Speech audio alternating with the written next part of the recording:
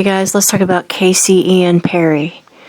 Kacey was born on May 31st, 1980, and has been missing since September 14th, 1990 from Portland, Oregon. At the time of her disappearance, she was 10 years old, 4 feet 6 and 60 pounds. She's a Caucasian female with sandy blonde hair and blue eyes. Kacey's hair was shoulder length at the time of her disappearance. Her teeth are decayed. She has a scar on her right foot near the ankle and a large mole in the middle of her back. Kacey was visiting her father's residence in southeast Portland, Oregon on September 14, 1990. She had a disagreement with her father and ran away from his home in the 2200 block of Southeast 37th Avenue at approximately 11 p.m. that evening. They argued after her father told her he wanted her to move out of her mother's home and in with him and his wife, or she would not be allowed to visit him anymore. Kacey's parents had never married, and her mother had legal custody of her at the time of her disappearance. Her father claims he was troubled by the conditions in her mother's home. Kacey never returned to her father's home. She took some extra clothes hidden in her purse when she left.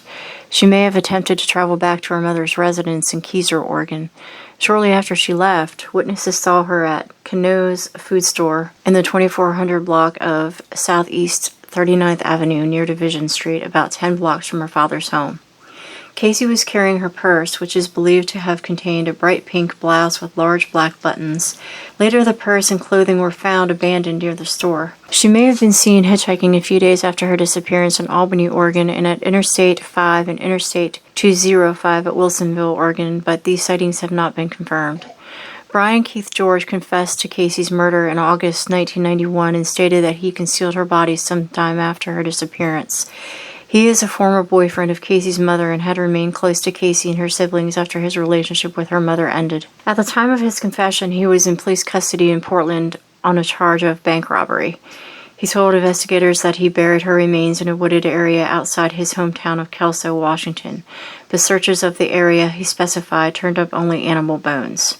He has since recanted his confession. He is still considered a suspect in Kacey's case, however, and had been even before he implicated himself. He had assisted in the initial search for Kacey, and he has a criminal record, including a manslaughter conviction for which he served 9 years in prison. George told the media in interviews that he believes Kacey's father was responsible for her disappearance. There is no evidence to support this allegation. George was later sent back to prison and remains incarcerated. He has never been charged in connection with Kacey's disappearance. She was in the 5th grade at the time of her disappearance. Her case remains unsolved, but foul play is suspected. If you have any information, please call the Portland Police Department at 503-796-3400.